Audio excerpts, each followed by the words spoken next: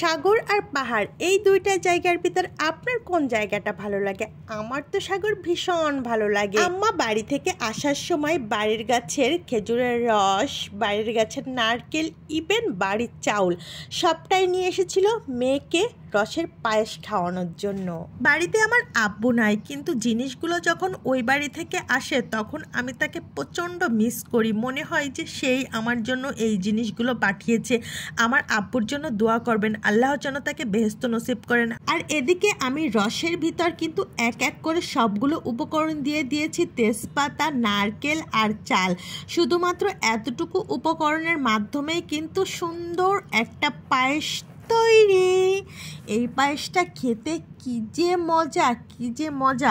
আগে যখন বাড়ি শীতের সিজনে থাকতাম তখন তো কখনোই মিস হতো না, আর এখন তো আর চোখেই দেখতে পাই না। যাই হোক, এখানে রান্না করার জন্য নিয়ে এসেছি ফুলকপি দিয়ে ডিম খেতে আমার অনেক দিন থেকেই ইচ্ছা করছে, কিন্তু ইচ্ছা করে করেও খাওয়া হয় না।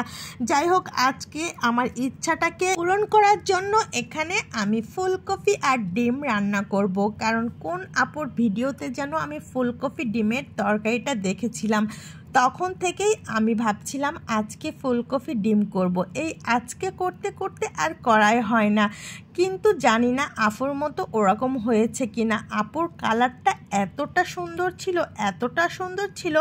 আমি জানি একজনের রান্না আরেকজনের রান্নার সাথে কখনো সিমিলার হবে না, একটু না একটু ডিফারেন্ট থাকবে। যাই হোক, অনেকেই আবার মনে মনে ভাবতে পারেন, ভাই ফুলকপি ডিম আবার কোনো একটা রেসিপি হলো নাকি? আর এটা ঘটা করে বলার কি আছে?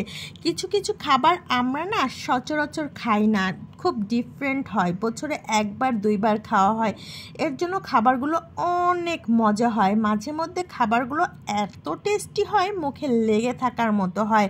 আমি তো ফুলকপিটা একটু সেদ্ধ করে নিয়েছিলাম। সেদ্ধ করে নিলে ফুলকপি থেকে যে কাঁচা কাঁচা স্মেল থাকে, ওই স্মেলটা থাকে না, খাওয়ার সময় অনেক টেস্ট লাগে। যাই হোক, আপনারা কিন্তু এই টিপসটা ফলো করতে পারেন কফি মূলা রান্নার ক্ষেত্রে। হালকা একটু গরমেতেই ভাপিয়ে নিলেই এনাফ। আমার রান্নাটা একেবারে লাস্ট পর্যায়ে, এর জন্য আমি 2-3টা কাঁচামরিচ অ্যাড করে নিয়েছি, আর সাথে অ্যাড করে নিয়েছি কালা জিরার গুঁড়া। সেটা তো দেখতেই পেলেন। দেখেন, আমার ফুলকপি ডিমের তরকারিটা কিন্তু মাশাআল্লাহ দেখতে অনেক লোভনীয় হয়েছে। গরম গরম ফুলকপির তরকারি আছে, লাল শাক ভাজি, আর রাতের হাঁসের মাংস, আর রাতের টমেটোর চাটনি। পুরা খাবারটা জমে যাবে। যাই হোক, খাবার দাবার শেষ করে আমি চলে এসেছি একটু ছাদে ঘোরাঘুরি করার জন্য, আর এসেই তো দেখলাম মাশাআল্লাহ ফুলগুলো কত সুন্দর ফুটে উঠেছে। যাই হোক, আমার ভিডিওটা ভালো লাগলে শেয়ার কমেন্ট করে আমার সাথে থাকবেন। আসসালামু আলাইকুম, ধন্যবাদ।